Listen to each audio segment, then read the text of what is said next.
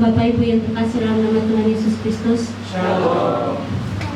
Saya percaya semua kita yang hadir di tempat ini bukan secara kebetulan, tapi kita mempunyai satu kerinduan besar buat Tuhan. Kita ada, kita masih kuat sampai hari ini, semua karena anugerah Tuhan. Bapak Ibu yang terkasih dalam nama Tuhan Yesus, mari kita siapkan hati dan pikiran kita. Kita tinggalkan semua beban kita, karena kita percaya Tuhan akan ada di tengah-tengah kita pada hari ini. Mari kita angkat lagu pujian kita. Saya jemput jemaat Tuhan untuk bangkit berdiri.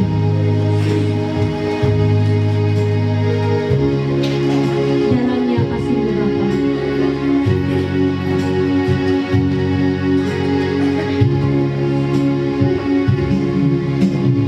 Dalamnya kasih-Mu Bapa, terlebih dari segalanya.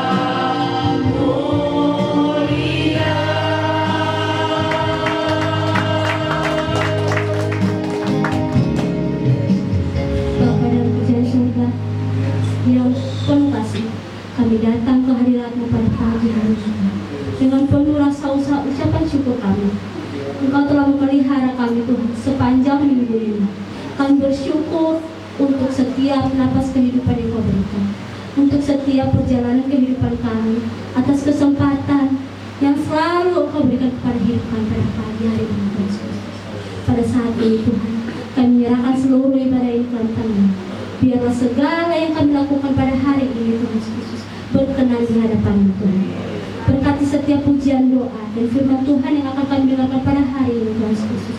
Berkati seluruh pelayan-pelayan Tuhan yang ingin memuji memuliakan Engkau pada hari ini Tuhan Yesus. Berkati kami semua, berkati suara-suara kami Tuhan Yesus. Berkati kami agar menjadi kemuliaan nama Tuhan Yesus. Terima kasih Tuhan, biarlah Roh Kudus bekerja di tengah-tengah kami, menguatkan kami dan membimbing kami setiap hari kami, agar kami semakin dekat dengan Engkau Tuhan Yesus. Tuhan Yesus Kristus, dalam ibadah ini Tuhan Yesus Kristus, kami menyerahkan ibadah ini dari awal pertengahan hingga kesudahannya. Segala roh kuasa kejahatan yang ingin mengganggu ibadah kami pada hari ini Tuhan, kami tolak, kami usir, kami patahkan hanya dalam nama Tuhan Yesus Kristus. Biarlah Roh Tuhan menyala-nyala di tempat kami pada hari ini Tuhan Yesus. Terima kasih Tuhan, hanya dalam nama Tuhan Yesus kami telah berucap syukur. Haleluya. Amin. Mari semangat memuji Tuhan. Amin. Mari kita lebih lagi memuji Tuhan. Mari kita katakan ajaib Kau Tuhan.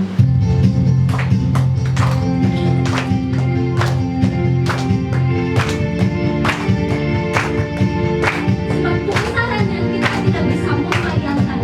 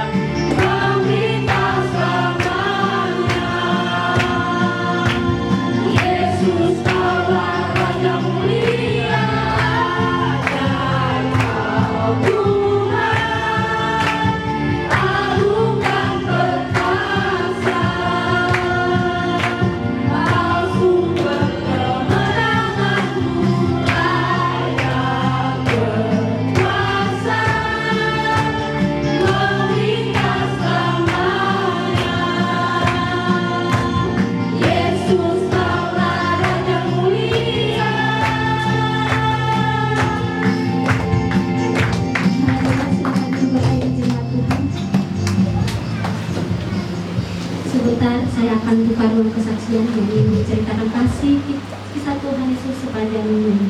Sebelum itu, kita akan mengenalkan lagu pujian kita, Ku Berbahagia. Karena hanya di dalam Yesus kita selalu bahagia.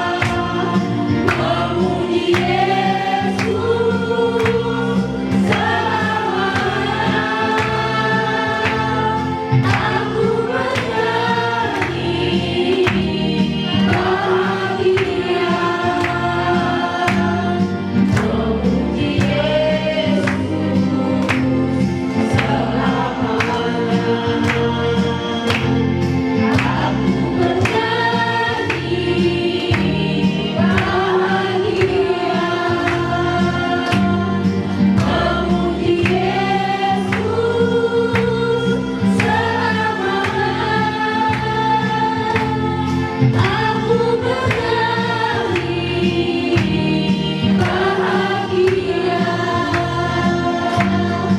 memuji Yesus selamanya, memuji Yesus selamanya, memuji Yesus selamanya.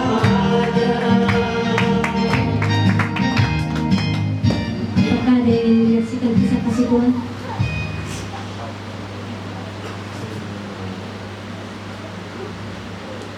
Jika tidak ada, saya tutup ruang kesaksian.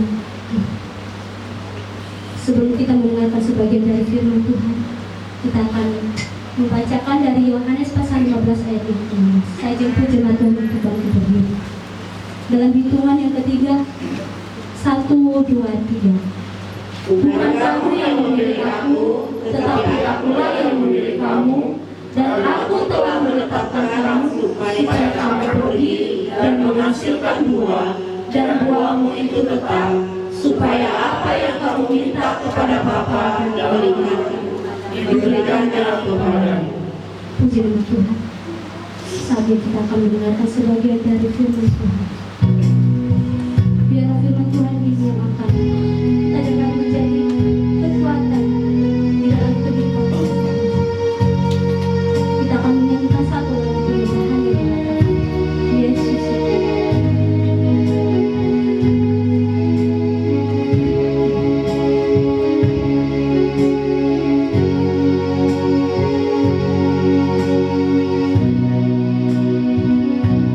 Meskipun kita tak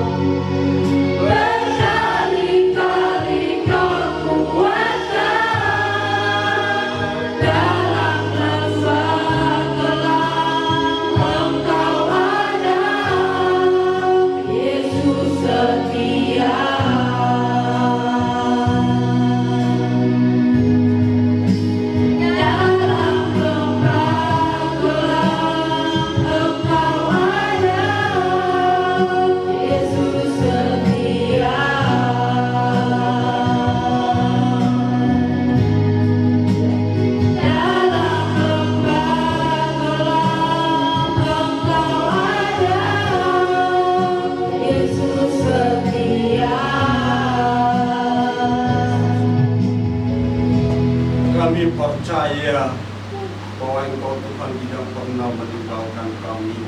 Engkau terus mengangkat kami untuk terus mengerti berjalan bersama dengan Engkau. Kami melihat semuanya Tuhan kerjakan dalam setiap kami. Sebentar kami duduk diam mendengarkan kebenaran firman-Mu, berapi setiap kami, sehingga kebenaran yang kami dengar bukan karena kepintaran kami, karena Allah yang bekerja di dalamnya. Roh Kudus menguasai tempat ini. Dalam nama Tuhan Yesus Kristus. Haleluya. Amin. Silakan Bapak Ibu yang dikasihi dalam Tuhan. Shalom. Shalom.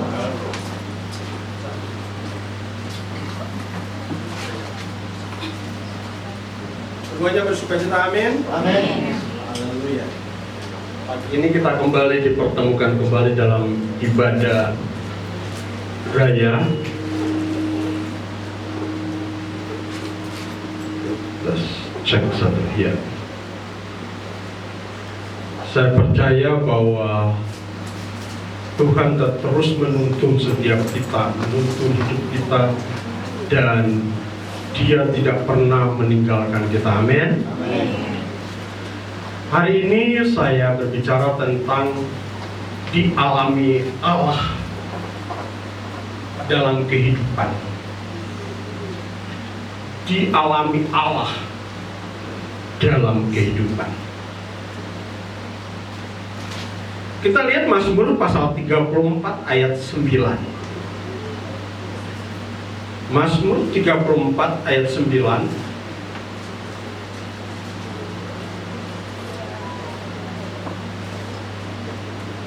Semuanya sudah dapat? Ya, kita baca sama-sama. 3, 2, 1. Jawablah dan lihatlah betapa baiknya Tuhan itu. Berbahagialah orang yang berlindung padanya.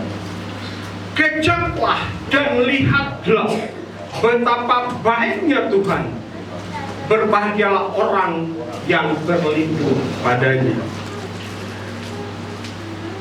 Hari ini apa yang sudah saya sampaikan awal, bahwa saya ambil tema dialami Allah dalam kehidupan.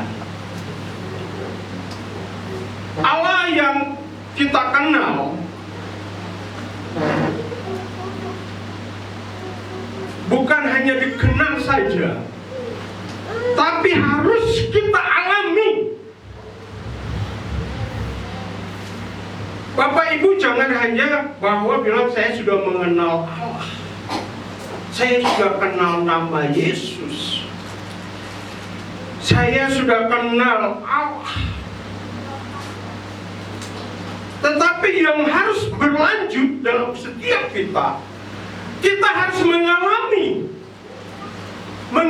Tuhan itu, mengalami Allah itu seperti apa dalam hidup kita. Kalau kita hanya bilang saya kenal, hanya sebatas itu. Bapak Ibu Saudara yang dikasihi Tuhan, nantinya pengiringan kita kepada Allah itu hanya seperti beragama. Karena kita bangsa Indonesia ini bersyukurnya, bangsa Indonesia ini sila pertama itu adalah ketuhanan yang Maha Esa. Nah, ketuhanan yang Maha Esa, jadi semua kita tahu bahwa ada Tuhan, kita kenal bahwa ada Tuhan. Yang menjadi pemilik kita itu hanya kita kenal. Banyak orang-orang seperti itu, kita kenal. Tetapi untuk mengalaminya lebih maju lagi, untuk mengalami Tuhan, banyak di antara kita tidak pernah mengalami.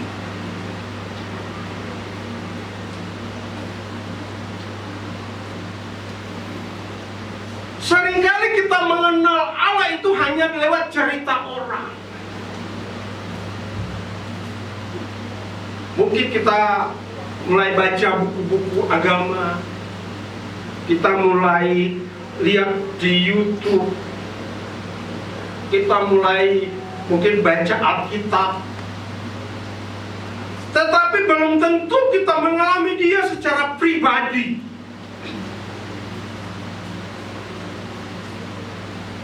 Banyak orang yang tahu bahwa Allah baik, tetapi belum semua merasakan kebaikan itu secara nyata.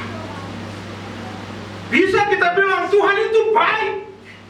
Saya bisa bicara sampai saat ini, mungkin saat ini Tuhan itu baik, tapi kebaikan Tuhan tidak pernah kita rasakan, tidak pernah kita alami.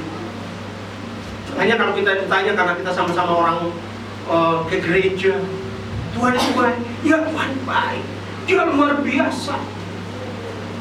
Tapi banyak di antara kita tidak alami. Gampang gitu kita lihat orang seperti itu. Dia tidak akan bertumbuh di dalam gereja. Imannya stuck. Dia bisa pelayanan, tapi sekali waktu dia meninggalkan Tuhan dan dia meninggalkan pelayanan. Dia rajin ke gereja, tapi pada saat ada masalah persoalan, apalagi anak muda, pas ketemu calon yang kita lihat, oh itu bagus, oh kaya, kita tinggalkan. Kita tinggalkan Allah yang dibilang kita itu mengenalnya. Kita tinggalkan. Banyak kan? Banyak di lingkungan kita kan, rekan-rekan. Mereka hanya meninggalkan Tuhan. Tapi padahal pada waktu mereka melayani di sini, wah Tuhan baik, Tuhan luar biasa, Dia ajaib, Dia mulia. Tetapi pertaruhannya adalah pada saat engkau berjalan di bumi ini. Itu sebenarnya pertaruhannya. Makanya memang benar, mengikuti Tuhan itu nggak mudah, nggak gampang. Kita ngomong bilang Tuhan baik, oh Tuhan luar biasa, Tuhan mengasihi aku. Ya saat itu kita bicara masih enak saja. Tetapi nanti dilihatnya, diukurnya pada saat engkau berjalan bersama dengan Tuhan. Banyak anak-anak Tuhan seperti itu. Dia saya sudah mengenal Tuhan, mengenal apa? Kalau engkau pada saatnya engkau tinggalkan Tuhan, tidak mengenal Tuhan. Makanya nanti kembali tidak beriman itu.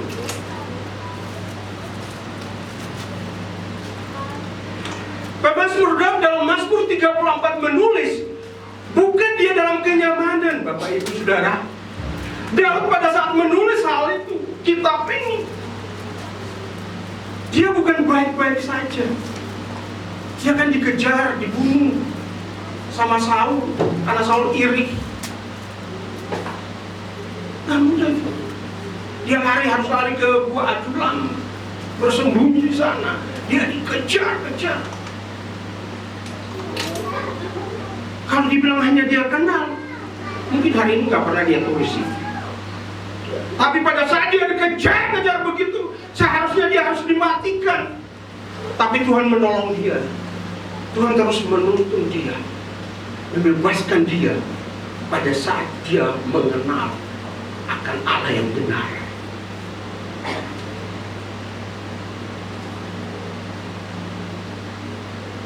Dan banyak hal yang dia sebenarnya rasakan pada saat dia sebenarnya mau masuk, diangkat sebagai raja. Namun di tengah-tengah seperti itulah Daud mengalami Allah yang hidup. Daud berkata, kejaplah dan lihatlah betapa baiknya Tuhan itu. Kata kejaplah artinya merasakan secara pribadi, bukan sekedar mendengar.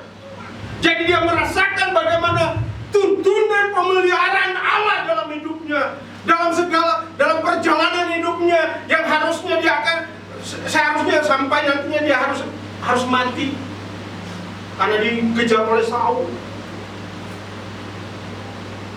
Tapi dia tahu, dia rasakan bagaimana Allah menuntun dia, menjaga dia. Dan sebenarnya dia kalau membunuh Saul bisa, karena banyak waktu, ada berapa kali dia bisa membunuh Saul. Tapi dia tahu, dia bilang dia juga orang yang diurapi Tuhan. Sehingga dia tidak pernah bunuh dia. Tapi semua dia serahkan kepada Tuhan. Karena dia rasakan bagaimana kebaikan Allah dalam hidupnya.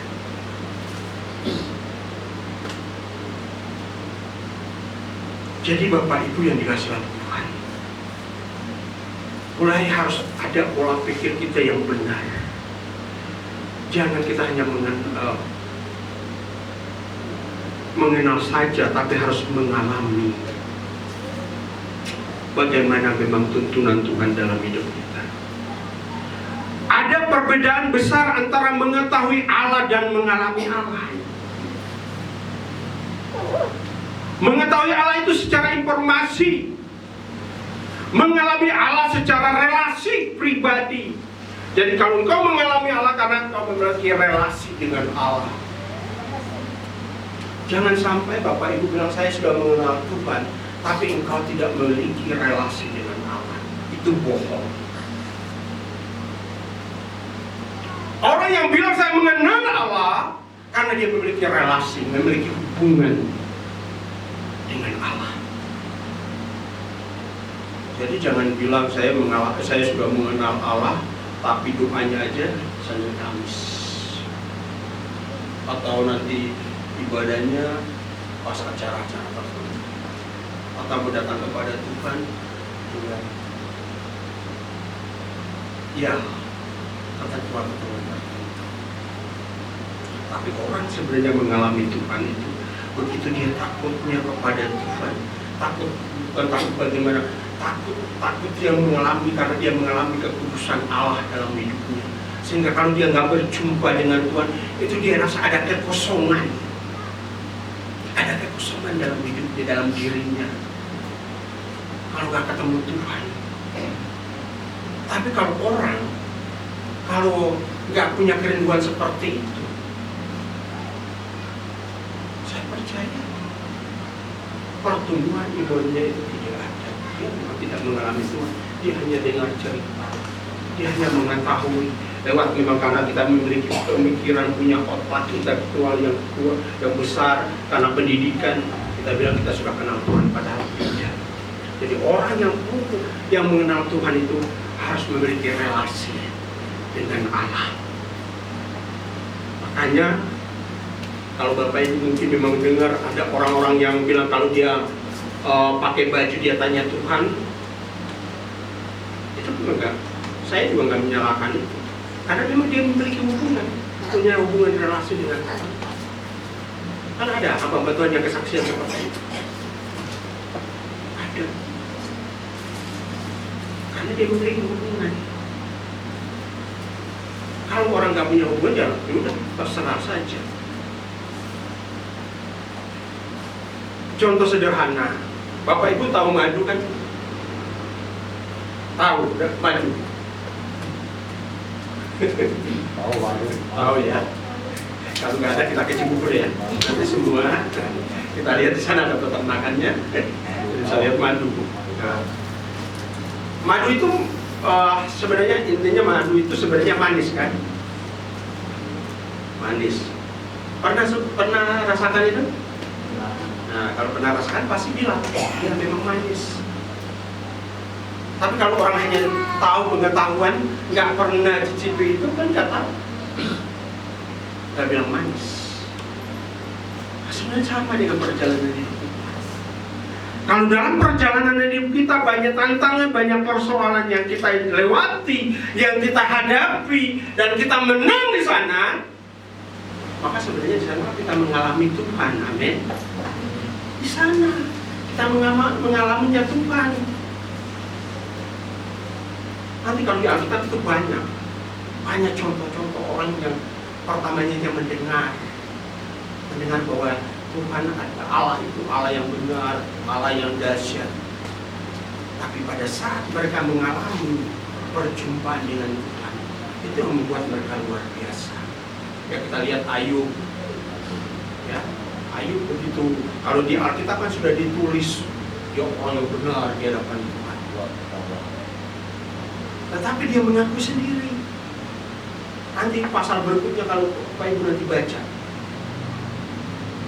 saya hanya mendengar, tapi sekarang mataku tertuju kepada Tuhan karena mengalami dengan proses itu. kita nggak mengalami, pasti kita bisa aja, wah Pak Yumai ngomong begitu aja. Saya nggak pernah. Saya hanya, iya saya tahu Tuhan, tetapi tidak pernah bertumbuh di dalam Tuhan. Hari Minggu saya ke gereja. Nanti kalau kita sini sudah banyak ibadah, semuanya kita ibadah. Tapi nggak pernah kita bertumbuh. Jadi jangan sampai kita tidak bertumbuh ya. Jadi Tuhan itu sebenarnya harus kita alami.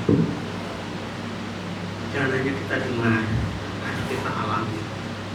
Sehingga kehidupan kita, kalau kita alami berjalan dengan Tuhan, itu luar biasa. Luar biasa. Dan setiap saat, setiap waktu, Tuhan terus memberikan sesuatu yang baru dalam hidup kita.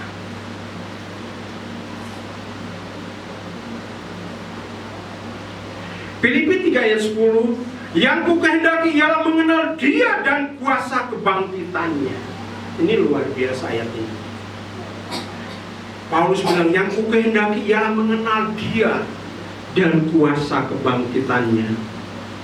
Kita tahu Paulus adalah orang yang pertama-tama banyak menyeret anak-anak Tuhan yang dibunuh, yang tidak mempercayai bahwa Yesus adalah Tuhan. Tapi pada saat dengan perjumpaannya dengan Tuhan, maka di sanalah kehidupannya diubahkan, karena dia mengenal benar bahwa Dia ini adalah Tuhan, Dia adalah penyelamat, Dia adalah pemilik dari bumi ini. Sehingga di dalam hidupnya, makanya dia tulis dalam Filipi 3 ayat 10, yang kukehendaki ialah hanya mengenal Dia dan kuasa kebangkitannya. Ini harus ada dalam setiap diri kita. Oleh karenanya pagi hari ini saya mengajarkan tiga dimensi kehidupan yang harus kita alami dalam kehidupan kita, dan ada proses-proses Allah yang dialami dalam 3 dimensi kehidupan ini. Yang pertama, dialami dalam penderitaan. Jadi kalau ada kesaksian, memang orang-orang bilang, kenapa mereka disembuhkan dari sakit penyakit? Karena mereka memang alami. Pada saat dalam kesakitan seperti itu, Tuhan menjamah mereka, Tuhan menyembuhkan mereka. Makanya orang-orang seperti itu seharusnya sudah alami, dia seharusnya lebih lagi. Kalau datang kepada Tuhan, dia nggak main-main lagi. Orang yang sudah divonis stadium terakhir, tapi pada saat terakhir sebelum dia, ada yang berapa kali itu, ada yang berapa yang sudah mau masuk operasi, tapi pada saat pengecekan kembali sudah dijadwalkan, pas dicek kembali, tiba-tiba penyakit yang ada dalam tubuhnya itu hilang. Kembali saya bilang, orang yang mengalami Tuhan yang seperti ini seharusnya mengikuti Tuhan, nggak main-main lagi. Tapi kalau masih main-main, masih mau mencoba Tuhan lagi, saya juga nggak mengerti pikirannya di mana orang seperti itu. Jadi kita mengalami Allah lewat penderitaan, tantangan. Bisa. Mungkin kita bergumul harus membayar kontrakan, tiba-tiba kita tidak tahu, tapi memang kita terus setia kepada Tuhan. Tiba-tiba ada aja orang yang bisa menolong kita, tapi Tuhan yang menggerakkan semua. Bapak Ibu dikasih apapun, kalau itu bukan dari Tuhan, tak mungkin terjadi. Seharusnya coba lihat itu. Pengalaman-pengalaman seperti itu kalau engkau alami, tidak mungkin engkau lari kepada Tuhan. Tidak mungkin.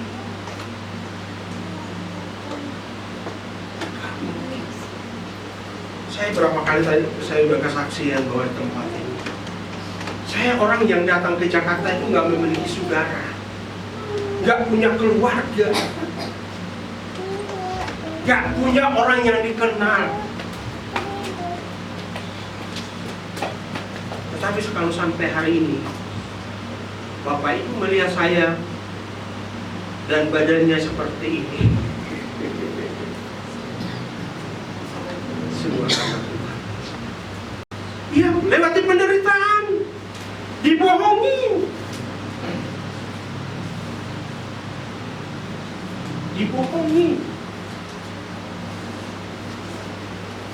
makanya kadang kalau saya pikir itu agak juga nggak enak, karena yang membohongi saya itu jadi berantakan. Ini kesaksian hidup. Suami istri berantakan, anak-anaknya narkoba. Saya sedih sebenarnya kalau dengar itu. Tapi saya kan waktu itu nggak berdoa bilang supaya mereka harus hancur, tidak. Saya malah waktu sudah menikah, saya masih datang tiap kali Natalan. Saya tetap menghargai bahwa saya anggap itu adalah orang tua saya di Jakarta.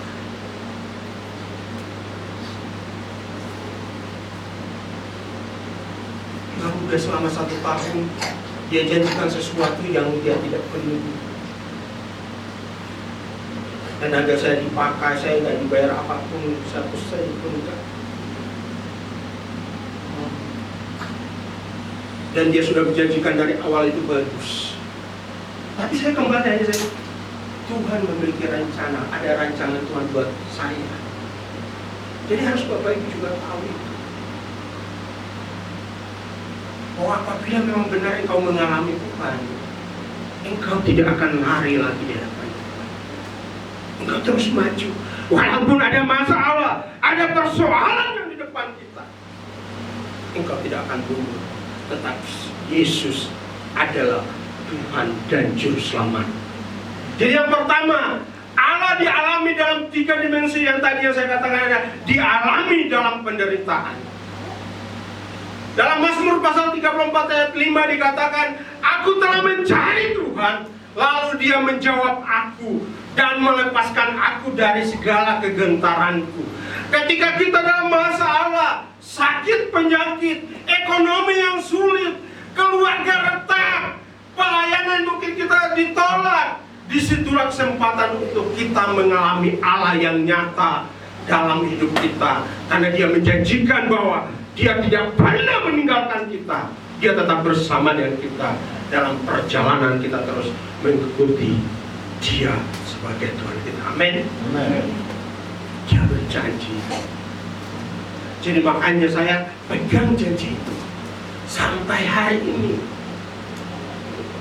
Saya jujur sekarang kalau dibilang mau pulang ke Sulawesi, enggak pengen. Padahal sana masih ada orang tua saya, masih ada saudara saya, masih ada kakak saya, adik-adik saya, keluarga besar. Dan waktu berapa tahun yang lalu kan mereka mengajukan saya balik untuk dalam pelayanan, mungkin di sana lebih gampang saya. Karena kalau saya masuk ke sinode yang dulu mereka tahu saya, pasti saya diambil. Tapi saya percaya karena Tuhan menuntun saya, makanya saya ada di tempat ini. Saya ada di Tawang, semua karena Tuhan. Saya tahu Tuhan memiliki tujuan buat saya secara pribadi di tempat ini. Jadi seharusnya kita semua harus bergairah. Amin. Ada masalah, ada persoalan, tetap bahwa lewat persoalan masalah ini kita alami Tuhan. Amin. Kita alami Tuhan.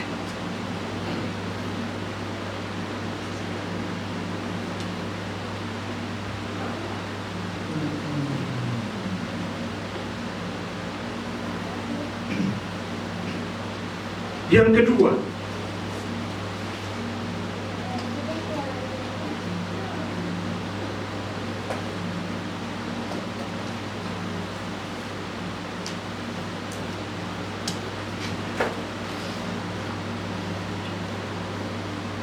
dialami dalam ketaatan. Kalau kita taat kepada Tuhan, Allah tetap diam di dalam hidup kita, dalam kehidupan pribadi maupun kehidupan keluarga dan juga gereja. Bapak Ibu percaya bahwa Allah bersama dengan kita, amin? Kita harus mempercayai. Kalau Bapak Ibu mempercayai, saya percaya ketaatan membuka pintu pengalaman ilahi. Ketika Abraham taat mempersembahkan Ishak, ia mengalami Allah sebagai Allah penyedia atau Jehovah Jireh, Allah penyedia. Jadi pada saat dia mau mengorbankan Ishak di sana, dengan ketaatannya, dia nggak bertanya nanti bagaimana anak saya ini, anak saya yang saya sudah nanti-nanti, bukan menunggu hanya belasan tahun lama penantiannya, anak satu-satunya. Tapi pada saat dia taat kepada Allah, dia bawa untuk korbankan. Tapi Tuhan punya rencana yang lebih besar, sehingga Tuhan yang menyediakan sebanyak korban bakaran. Orang kalau taat pasti melakukannya karena dia hanya berpikir untuk Tuhan. Sebenarnya sama dengan kita. Hari-hari ini sebenarnya kenapa sih persoalan masalah lama? Kadang kita nggak mau benar-benar sebenarnya ini Tuhan. Kita benar-benar mempercayai Allah. Kadang kita nggak katakan. Kadang kita ngambil tindakan sendiri, mengambil keputusan sendiri, sehingga masalah itu lama selesai. Karena kita pikir, gak usah dulu kita libatkan Tuhan, saya masih bisa. Itu yang sering terjadi, amin. Kita gak mau libatkan Tuhan, kamu tanya Tuhan dulu. Saya masih mampu. Padahal sebenarnya kalau kita kembali mengerti, seluruh kehidupan kita sebenarnya pemiliknya adalah Tuhan. Yang seharusnya kita kembalikan kepada Tuhan. Kita kembalikan kepada Tuhan. Sama dengan pelayanan tempat ini, saya bilang, saya hanya mau semuanya. Kalau memang Tuhan beracara, Tuhan mau lakukan apa di tempat ini, biarlah hanya Tuhan, bukan lagi kita. Kalau kita kan pasti kita capek. Aduh, kok gedungnya masih kayak begini ya? Kok ini tempatnya masih kayak begini sih? Kalau saya pikirin kan pasti saya lagi pusing. Belum coba kalau naik ke atas, lihat mulai ada kayu yang patah. Lihat belakang ini kan coran yang ini udah mulai itu ya, keropos. Kalau Bapak Ibu mikir, saya sebagai gembala pasti mikir, pasti mau datang khotbah pun kelihatannya nggak sukacita. Karena apa? Karena aku mikir, aduh gimana ya gedungnya ya, kapan selesainya ya, kapan ada duitnya. Nggak usah. Sama dengan di rumah tangga, nggak usah terlalu mikir, terlalu jauh. Yang penting kau berjalan benar dengan Tuhan. Bapak Ibu kalau punya kerinduan untuk memiliki mobil nggak apa-apa, tapi nggak usah ngotot. Belum punya motor, ngotot lagi. Nggak usah. Jalani aja.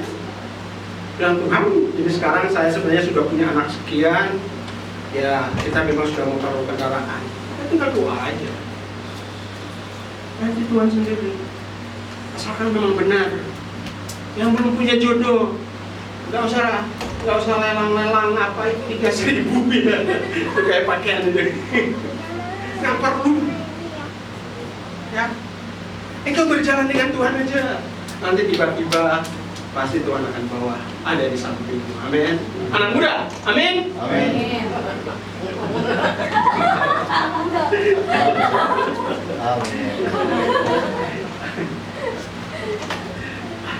Yang penting kau taat dulu kepada Tuhan. Taat. Jangan ngeyel. Biasa anak muda itu kita ngeyel. Pas lihat, oh ini di samping, aduh ganteng juga ya. Yang cowoknya cantik juga.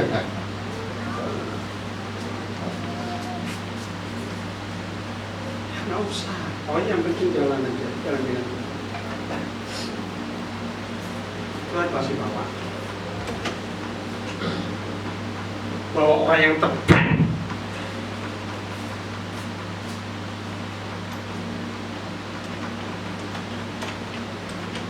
Berapa bulan lalu atau berapa minggu lalu kita sudah belajar juga tentang Petrus. Petrus hanya taat pada saat dia disuruh menebarkan jelas. Dia taat dan dia dapat hasil. Tapi tebarkan jelas, padahal di tempat yang endek lah. Pada saat mereka angkat banyak ikan masih dapat.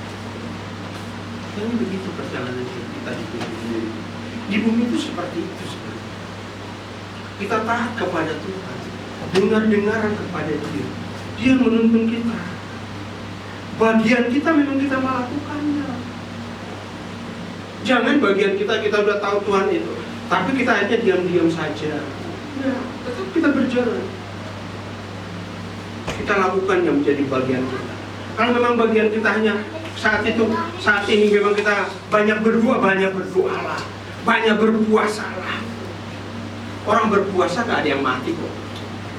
Makanya kalau nanti kamu wanita tahun depan, kalau ada masih ada, tapi seharusnya masih ada. Karena memang tiap tahun, hanya tahun ini memang yang biayai bukan lagi sinode. Karena mulai ada yang mulai karena mereka di luar kota ya, yang di luar kota. Jadi mulai protes. Kok yang banyak itu di Pulau Jawa saja, kita yang di daerah Kalimantan, berapa biaya kita ke Jakarta? Karena memang kebanyakan semuanya di sini ya, kalau nggak Bogor, Jawa Barat gitu. Jadi ikutlah doa puasa para ibu. Makanya ketua sinode bilang, selama saya lakukan doa puasa ini belum pernah saya lihat orang meninggal dalam puasa. Yang sakit mau kronisnya seperti apa, belum saya ketemu pada saat doa puasa mati. Malah dia bilang kalau dia mati memang dia saat puasa, saya akan biayai semua. Jadi kalau memang masih ada proses, ayo proses puasa apa-apa. Saya masih sering berpuasa. Hanya puasanya nggak kayak dulu terlalu ngotot. Tapi dalam satu minggu pasti masih. Walaupun hanya berapa jam, saya masih puasa. Karena masih ada kebutuhan yang saya harus doakan untuk daerah ini. Jadi kenapa saya kalau ke sini pasti saya keliling. Hanya bagusnya motornya saya ganti-ganti. Supaya cuma nggak tahu. Saya hanya lihat lewat, tapi pakai helm ya, sambil doa, angkat tangan doain daerah wilayah ini. Taat saja. Saya kesini karena hanya taat kepada Tuhan. Saya datang ke tempat ini karena saya taat saja sama Tuhan. Kalau tidak, mungkin saya nggak. Sudah 1 tahun ini ya, sudah 1 tahun. Baru 1 tahun, tapi saya percaya saya hanya taat kepada Tuhan, dan jemaat Tuhan harus taat benar-benar sungguh-sungguh di hadapan Tuhan. Terkadang kita tidak mengalami Allah bukan karena Ia jauh, tetapi karena kita tidak taat berjalan di jalan yang Dia tunjukkan. Ini yang banyak terjadi. Sebenarnya Tuhan sudah menunjukkan jalan. Tapi itu yang tadi saya sampaikan, bahwa kadang kita memilih jalan kita. Kita nggak taat Tuhan.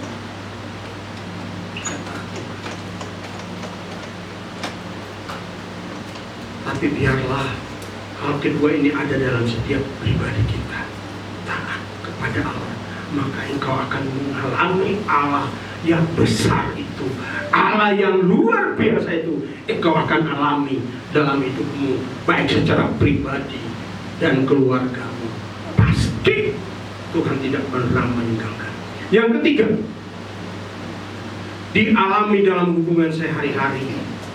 Mengalami Allah bukan hanya di gereja, tetapi dalam rutinitas di rumah, di tempat kerja, yang masih sekolah, yang masih pendidikan, yang masih kuliah, dan di mana kita ada. Sebenarnya di sana kita bisa mengalami Allah. Kita bisa mengalami Allah. Roma 8 ayat 28 berkata, kita tahu sekarang bahwa Allah turut bekerja dalam segala sesuatu untuk mendatangkan kebaikan bagi mereka yang mengasihi Dia. Allah tidak hanya hadir di momen rohani, tetapi juga dalam hal-hal sederhana. Ketika kita jujur dalam pekerjaan, sabar menghadapi keluarga, atau mengampuni orang lain, maka sebenarnya disitulah kita mengalami Allah. Kita tahu kita bisa mengampuni orang lain yang mungkin memang menjengkelkan kita, tapi pada saat kita menerimanya, kita mengampuni dia, di sana sebenarnya kita mengalami Allah bekerja. Kita alami Allah bekerja dalam hidup. Tapi kalau kita nggak menyiapkan itu, makanya kita tidak pernah mengalami Allah yang besar itu. Oleh karenanya Bapak Ibu yang dikasihi dalam Tuhan, banyak contoh-contoh dalam Alkitab. Dalam Samuel pasal 1, namanya Ibu Hana, dia mengalami Allah ketika berdoa dalam kepedihan, dan Allah menjawab dengan lahirnya Samuel. Itu karena dia mulai mengambil bagian berdoa, datang sungguh-sungguh di hadapan Tuhan. Makanya dibilang dengan kepedihan yang dalam, dia merindukan kedatangan kelahiran anak. Maka diberikanlah Samuel. Itu mudah. Elia dalam 1 Raja-Raja pasal 19, dia mengalami Allah bukan dalam badai atau api, tapi dalam suara lembut yang meneguhkan dia terus berjalan dan mengikuti Tuhan. Itu sangat-sangat luar biasa. Paulus dalam kisah para rasul pasal 16 mengalami Allah dalam penjara lewat nyanyian pujian, membebaskan rantai, memotong rantai, di pembebasan terjadi. Itu dalam kehidupan sehari-hari mereka alami Tuhan. Bagaimana dengan kita? Seharusnya banyak yang kita alami penyertaan Allah dalam hidup kita. Kalau terus kita berjalan bersama dengan Tuhan.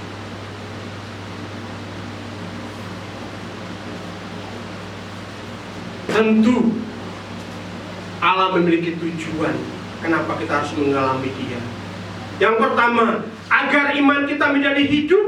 Iman yang hidup bukan berdasarkan teori, tetapi pengalaman nyata berjalan bersama dengan Allah. Kenapa Allah tekankan itu? Kau harus alami Dia. Yang pertama itu agar imanmu semakin bertumbuh.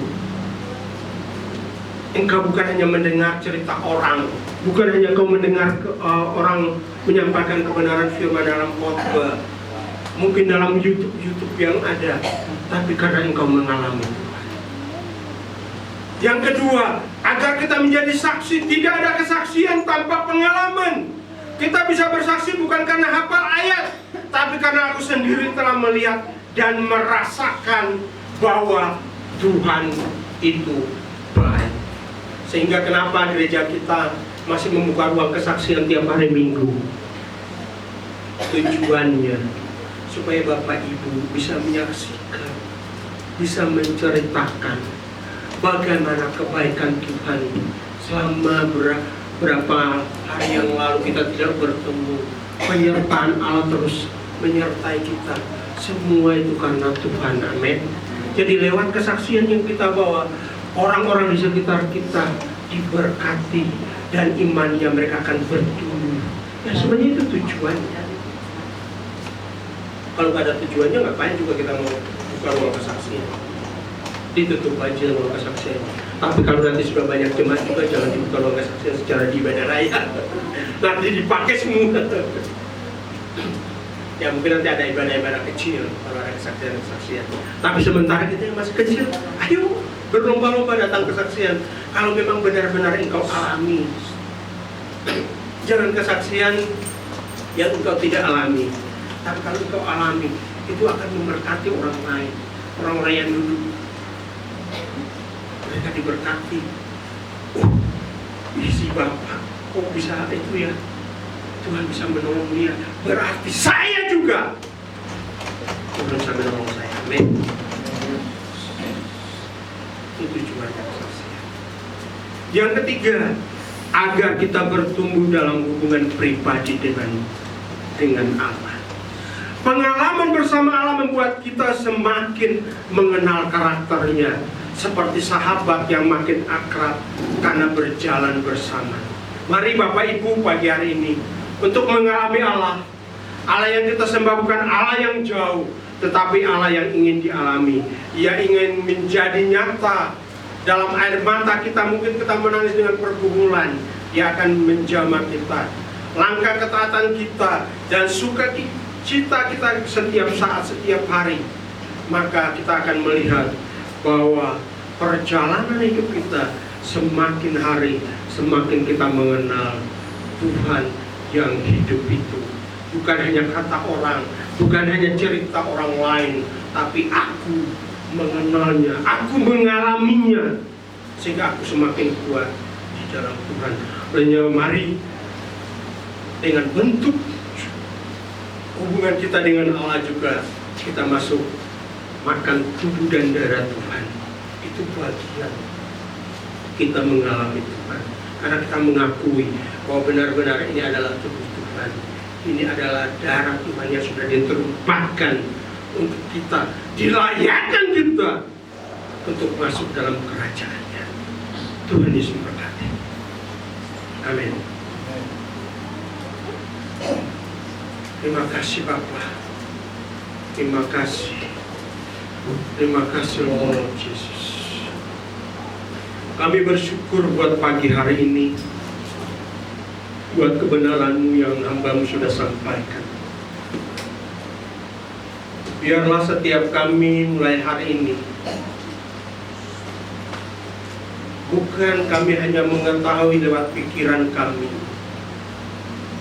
tapi benar-benar kami mengalami Allah dalam setiap pergumulan kami. Kami mengalami Allah dalam segala berbagai persoalan yang kami gumuli hari-hari ini. Kami mengalami Allah karena kami disembuhkan olehnya Bapa, meteraikan kebenaran firman-Mu pagi hari ini dalam setiap kami yang hadir. Sehingga biarlah pengalaman-pengalaman ini, pengalaman-pengalaman kami berjalan dengan Tuhan, kami menjadikan bagian dari hidup kami, menjadi saksi dimanapun kami berada, baik dalam lingkungan kami, keluarga, dan juga orang-orang di sekitar kami. Terima kasih Bapa, terima kasih Yesus. Terpujilah nama-Mu. Dalam nama Tuhan Yesus kami berdoa. Amin. Mari Bapak Ibu kita siapkan hati kita untuk menerima tubuh dan darah Tuhan. Kita harus percaya bahwa Tuhan sudah berkorban untuk kita. Dia sudah berikan hidupnya, berikan nyawanya. Darahnya tercurah untuk kita, tubuhnya terpecah-pecah untuk kita. Hanya satu tujuan, supaya kita tidak binasa, tapi kita memperoleh kehidupan kekal. Olehnya biarlah pagi hari ini, mari siapkan hatimu, buka hatimu selebar-lebarnya, seluas-luasnya untuk Tuhan. Perkarakanlah hidupmu di hadapan Tuhan. sebelum Engkau menerima tubuh dan darah Yesus. Makasih Bapa. Aku memberkati dalam nama Tuhan Yesus tubuh dan darah. Biar lewat tubuh dan darah-Mu kami percaya pengalaman-pengalaman mengalami Engkau Tuhan sebagai Tuhan dan Juru Selamat kami itu terjadi dalam setiap kami. Terima kasih Bapa. Pelayan perjamuan bisa maju ke depan. Terima kasih Bapa. Hamba berdoa kepada hamba-Mu yang menjalankan dua berkat perjamuan ini. Urapi hamba-Mu sehingga dia membawa tubuh dan darah-Mu menjadi berkat bagi setiap mereka yang mengambil. Dalam nama Tuhan Yesus Kristus. Terima kasih Bapa. Terima kasih. Haleluya. Salimnya wassalam.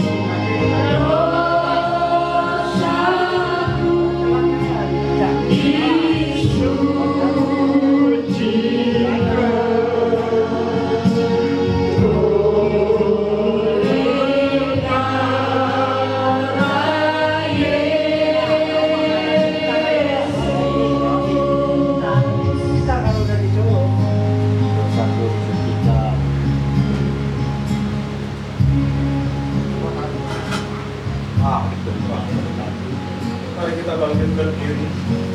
Haleluya. Terima kasih.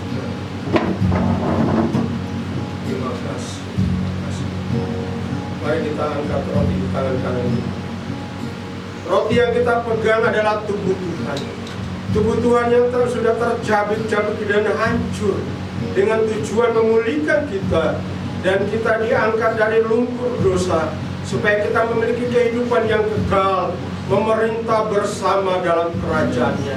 Dalam 1 Korintus pasal 11 ayat 23 sampai 26, sebab apa yang telah aku teruskan kepadamu telah aku terima dari Tuhan, yaitu bahwa Tuhan Yesus pada malam waktu Ia diserahkan, Ia mengambil roti, dan sesudah itu Ia mengucap syukur atasnya.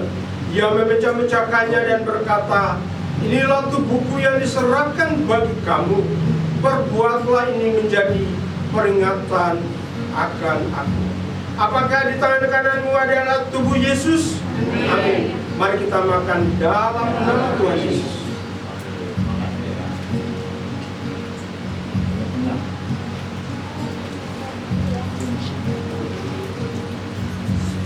Terima kasih.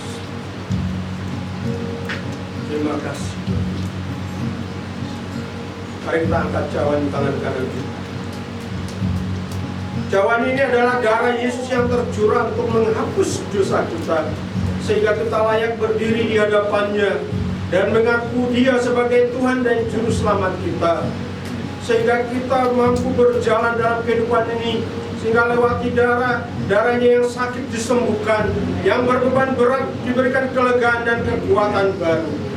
Demikian juga yang mengambil cawan sesudah makan, lalu berkata, cawan ini adalah perjanjian baru yang dimeteraikan oleh darahku. Perbuatlah ini setiap kali kamu meminumnya, menjadi peringatan akan aku. Sebab setiap kali kamu makan roti ini dan minum cawan ini, kamu memberitakan kematian Tuhan sampai Dia datang.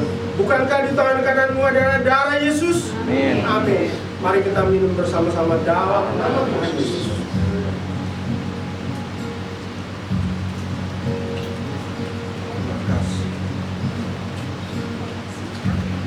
Terima kasih buat tubuh dan darah Yesus. Terima kasih.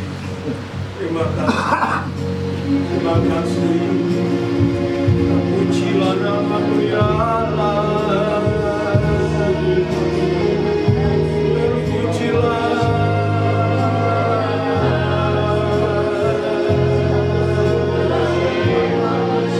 Terpujilah nama-Mu.